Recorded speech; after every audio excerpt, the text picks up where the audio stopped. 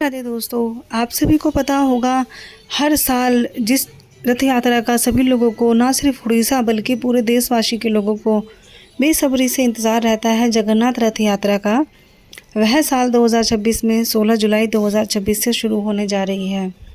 गुरुवार के दिन से 9 दिवसीय यह रथ यात्रा होती है, जिसमें 9 दिन तक भगवान श्री कृष्ण की स्वयं भगवान जगन्नाथ जी के रूप में होते हैं, उनके भाई भगवान बलभद्र और उनकी बहन देवी सुभद्रा जी, तीनों ही बहन भाई मिलकर 9 दिवसीय ब्रह्मांड पर निकलते हैं। कहा जाता है कि वह जगन्नाथ मंदिर से निकलकर अपने मौसी के घर गुड़ीचा मंदिर तक जाते हैं और वहां 9 दिन तक रैन बसेरा करके फिर वापस अपने मंदिर आते हैं। तो दोस्तों, जगन्नाथ रथ यात्रा हर साल जो है आषाढ़ महीने के शुक्ल पक्ष की द्वितीय तिथि से बनाई जाती है, यानी कि आषाढ़ महीने की जो अमावस्या के बाद द्वितीय तिथि यानी कि जो 16 जुलाई को है, आषाढ़ की द्वितीय तिथि से बनाई जाती है। लेकिन आप सभी ये सोचते होंगे कि जगन्नाथ रथ यात्रा क्यों निकाली जाती है, भगवान को ऐसे भरी धूप में और इतने सारे करोड़ों लोगों की भीड़ क्यों भगवान की रथ यात्रा में शामिल होती है, क्यों भगवान को 9 दिन तक गर्मी में सड़कों पर ऐसे घुमाया जाता है और फिर वापस लाया जाता है। तो दोस्तों, इसके पीछे एक बहुत बड़ी ऐतिहासिक कहानी है जिसको आज मैं आपको सुनाऊंगी। तो कहानी सुनाने से पहले स्वागत करती हूँ आप सभी का अपने छोटे से यूट्यूब चैनल पर, जिसका नाम है यशस्वी भक्ति ज्ञान। मेरी दी गई जानकारी दोस्तों पसंद आए तो चैनल को लाइक शेयर सब्सक्राइब ज़रूर कीजिएगा। तो एक बार क्या था, जो बहन थी भगवान जगन्नाथ की बहन देवी सुभद्रा जी, उन्होंने अपने दोनों ही भाई भगवान जगन्नाथ और भगवान बलभद्र जी से जिद करी कि मुझे बाहर घूमने जाना है, भ्रमण पर जाना है, मुझे मासी के घर, अपनी मासी के घर मिलने जाना है। तो ऐसा हुआ कि भाई जैसे भगवान जो थे जगन्नाथ और भगवान बलभद्र, उन्होंने अपनी बहन का दिल ना तोड़ते हुए उनकी हर मनोकामना को पूरा करा और स्वयं उनके साथ रथ पर बैठकर निकल पड़े 9 दिन के भ्रमण पर। तो दोस्तों, जभी से ये जो 9 दिन का भ्रमण होता है जगन्नाथ रथ यात्रा, ये 9 दिन की रथ यात्रा निकाली जाती है। बहन ने जिद करी कि तुम अपनी जो तुम्हारी वीरता है, वृंदावन में जो तुमने इतने अपने वीर धनुष बाण किए, इतनी कहानियाँ आपकी प्रसिद्ध हैं, वो हम मुझे सभी सुननी है, सभी उनका स्पर्श करना है। तो भगवान उसी सभी यात्राओं के लिए, अपनी बहन का दिल खुश करने के लिए, उनको सभी चीज़ों का भ्रमण कराने के लिए 9 दिन की रथ यात्रा पे निकलते हैं। तो दोस्तों, यह रथ यात्रा जब जगन्नाथ मंदिर से निकलती है और उनकी जो मासी का घर गुड़ीचा मंदिर में स्थित है, वहाँ तक लोग इसे पैदल ही लेके जाते हैं।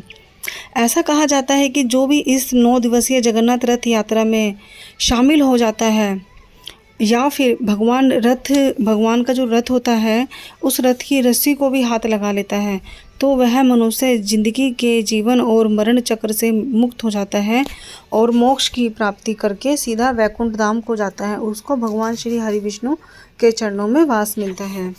तो दोस्तों, भगवान जगन्नाथ धरती पर एक ऐसे भगवान है जो इंसानों की तरह हंसते हैं, खेलते हैं, रोते हैं, बीमार पड़ते हैं। ऐसा कहा जाता है कि रथ यात्रा से ठीक 10-15 दिन पहले भगवान जगन्नाथ जी बीमार होते हैं। उनको गर्म ठंडे पानी की पट्टी का सेक लगाया जाता है, वह आराम करते हैं। उनको 15 दिन तक काढ़ा भी पिलाया जाता है, फिर उसके बाद वह ठीक होकर रथ यात्रा पे निकलते हैं। तो दोस्तों, यह जो वार्षिक महोत्सव होता है, यह उड़ीसा के पुरी ज़िले में बनाया जाता है, जहाँ पर भगवान जगन्नाथ जी का मंदिर स्वयं स्थित है। लेकिन इस जगन्नाथ रथ यात्रा में ना सिर्फ उड़ीसा पूरी बल्कि पूरे ही उड़ीसा और पूरे ही भारतवासी बल्कि देश विदेश से, जैसे कि इस्कॉन मंदिर, हरे रामा हरे कृष्णा वालों के भक्त, बहुत से लोग इस रथ यात्रा में शामिल होने आते हैं मात्र भगवान के दर्शन के लिए और अपने जीवन को मोक्ष की प्राप्ति के लिए, वैकुंठ धाम के वास के लिए। ऐसा कहा जाता है कि जो भी व्यक्ति इस जगन्नाथ रथ यात्रा में शामिल हो जाता है या जो भी लोग उनकी रथ यात्रा को खींचते हैं, रथ को भगवान के खींचते हैं, उनकी सेवा करता है, जैसे उनको पानी देना, उनकी हवा करना, पसीना पोंछना, तो वह अपने जीवन के सभी पापों से मुक्त हो जाता है। दोस्तों, जगन्नाथ रथ यात्रा में आप सभी को बता दें, जो भव्य रथ होते हैं यह बहुत ही बड़े और विशाल रथ होते हैं, लेकिन इन रथ का जो निर्माण किया जाता है दोस्तों, वह हर साल नए रथ बनाए जाते हैं, पुराने रथों का इस्तेमाल नहीं किया जाता। और हर साल जो नए रथ बनने की प्रक्रिया होती है, वह प्रक्रिया अक्षय तृतीया के दिन से शुरू हो जाती है, जिसको पूरे तरीके से धार्मिक नियमों के हिसाब से ही बनाया जाता है। इस रथ में अक्षय तृतीया के दिन से जब ये रथ बनाए जाते हैं तो इसमें फारसी, दोरा, आसन, शिमली जैसी लाल लकड़ियों का उपयोग किया जाता है। और शुरू से ही यह जो रथ है महाराणा की जनजाति के लोग बनाते हैं, तो उन्हीं से यह रथ यात्रा तैयार कराई जाती है। लेकिन कहा जाता है कि जब भी भगवान श्री कृष्ण जी का, भगवान जगन्नाथ जी का इसमें मेकअप होता है, मतलब जब उनकी नई मूर्ति बनती है रथ यात्रा के लिए, तो वह उसको देखते नहीं हैं। तो दोस्तों, जगन्नाथ भगवान स्वयं जो भगवान श्री विष्णु जिसे भगवान श्री कृष्ण जी के एक रूप में शामिल हैं। आप सभी को पता होगा जब भगवान श्री कृष्ण द्वारकाधीश में चले गए थे और वहाँ उनको एक बाण से उनकी जो है मृत्यु हो गई थी, तो जब अर्जुन ने उनके शव को दहन किया, उनका अंतिम संस्कार अग्नि दह संस्कार किया, तो उनका सारा शरीर राख और आग में जलकर राख हो चुका था। लेकिन एकमात्र अंत में जब श्री अर्जुन जी देखते हैं कि उनका जो दिल था भगवान श्री कृष्ण जी का, वो ऐसे ही चमक रहा था जैसे कि जीते जागते इंसान का चमकता है। जो दिल था वह दिल एक अमर दिल था, वह ना कभी मृत्यु प्राप्त करने वाला दिल था। उसके अंदर से एक दिव्य तेज प्रकाश निकल रहा था,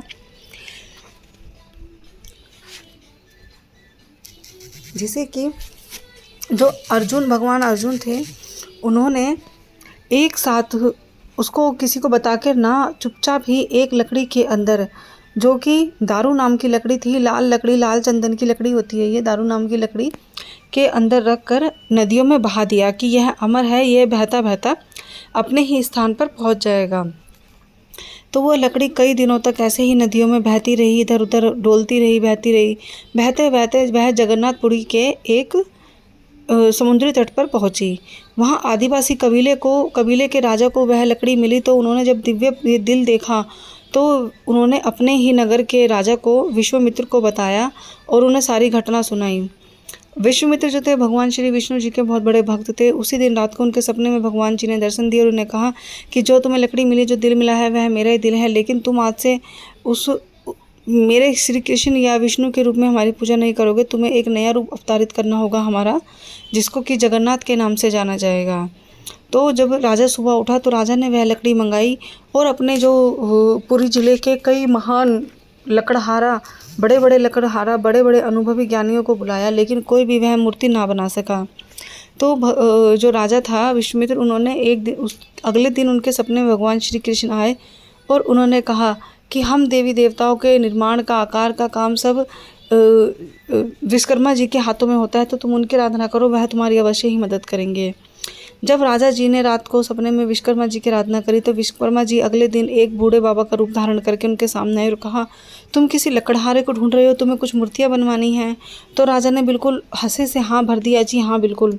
तो भगवान जो कि विश्वकर्मा जी थे, जिन्होंने बूढ़े का रूप धारण किया था, उन्होंने कहा कि मैं तुम्हारी लकड़ियाँ बनाऊंगा, लेकिन मुझे 15 दिन का समय चाहिए और उस दौरान मैं कमरे के अंदर अकेला रहूंगा, मुझे किसी की कोई अनुपस्थिति नहीं चाहिए, कोई मुझे परेशान ना करे, मुझे किसी भूख प्यास भोजन इत्यादि की आवश्यकता नहीं है, मैं ऐसे ही बनाऊंगा। तो राजा ने उनकी बातों पे हामी भरते हुए बूढ़े बाबा को अपने घर में एक कमरा दे दिया और कहा कि तुम ही मूर्तियों का निर्माण करो। दिन पे दिन बीतते गए, 1 दिन, 2 दिन, 3 दिन, 4 दिन, 10 दिन, 5 दिन, ऐसे करके राजा की जो धर्मपत्नी थी, उन्होंने राजा से कहा कि तुम किन की बातों में आ रहे हो? 15 दिन तक क्या वो इंसान अंदर जीता अभी तक लकड़ियों की मूर्तियाँ बना रहा होगा? तुम्हें ऐसा लगता है वह ढोंगी बाबा है, शायद कहीं चला गया होगा, एक बार दरवाज़ा खोलकर तो देखो अंदर क्या हो रहा है। तो राजा ने रानी की बात मानते हुए दरवाज़ा खोला, तो दरवाज़ा खोलते ही भगवान विश्वकर्मा के वादे के अनुसार वह वहाँ से गायब हो गए, क्योंकि उन्होंने कहा था कि मुझे कोई परेशान नहीं करेगा, मूर्तियाँ बनाकर मैं स्वयं ही निकलूँगा, अन्यथा मुझे कोई परेशान करेगा तो मैं वहीं से गायब हो जाऊँगा। तो वह वहाँ से गायब हो गए। लेकिन जब राजा ने भगवान श्री कृष्ण जी का धड़कता हुआ दिल देखा, सुना, तो उनको आवाज़ आई और उन्होंने 3 नई मूर्तियाँ देखी, जिसमें भगवान श्री जगन्नाथ जी जो भगवान श्री कृष्ण के रूप में थे, भगवान जगन्नाथ और भगवान बलराम और उनकी बहन देवी सुभद्रा जी शामिल थे। लेकिन जब विश्वकर्मा भगवान वहाँ से अचानक गायब हो गए, तो उसी चक्कर में भगवान श्री जगन्नाथ जी के हाथ और पैर बनाने रह गए, जिससे कि आज तक वह मूर्तियां अधूरी हैं, बिना हाथ और पैर के हैं, उनका स्वयं सिर्फ मुख और धड़ ही दिखाई देता है। राजा को अपनी गलती का बहुत पछतावा हुआ, लेकिन अंतहीन वह मूर्तियों को देखकर बहुत खुश हुआ। जब से ही राजा ने जगन्नाथपुरी में एक जगन्नाथ भगवान का मंदिर बनाया, वह स्वयं भी उनकी पूजा करता था और गाँव के सभी नगर के लोग उनकी पूजा करते थे। दोस्तों भगवान जगन्नाथ मंदिर के कुछ ऐसे ऐतिहासिक बातें हैं, जैसे कि भगवान जगन्नाथ जी के मंदिर की चोटी पर जो झंडा लहराया जाता है वह हमेशा हवा की विपरीत दिशा में ही रहता है। जब भी भगवान जगन्नाथ जी की मूर्ति बनाई जाती है तो कोई भी उनकी मूर्ति का दर्शन नहीं करता। जो बनाने वाले होते हैं वह आंखों पर पट्टी बांधकर उनकी मूर्तियां बनाते हैं। और भगवान जगन्नाथ जी सभी के मन में राज करते हैं। जो भी भगवान जगन्नाथ जी से दिल से कोई भी मांगता है तो उनकी अच्छा अवश्य पूरी होती हैं। कोशिश कीजिएगा एक बार भगवान जगन्नाथ की रथ यात्रा में शामिल हो, भगवान जगन्नाथ जी के दर्शन करें, जो कि स्वयं साक्षात भगवान श्री कृष्ण जी का ही एक रूप है। तो दोस्तों जगन्नाथ रथ यात्रा साल 2026 में 16 जुलाई से शुरू हो रही है, जो कि 25 जुलाई तक रहेगी। ज़्यादा जानकारी के लिए आप मेरे चैनल को लाइक शेयर सब्सक्राइब कर सकते हैं। मैं आपको जगन्नाथ रथ यात्रा से जुड़ी सारी जानकारी दिन पे दिन देती रहूँगी। आज जगन्नाथ रथ यात्रा का पहला दिन है। आप मेरे चैनल पर देखिएगा, कुछ आपको ऐसी वीडियो मिल जाएंगी जिसमें आपको भगवान जगन्नाथ जी के दर्शन सम्मिलित हो जाएंगे।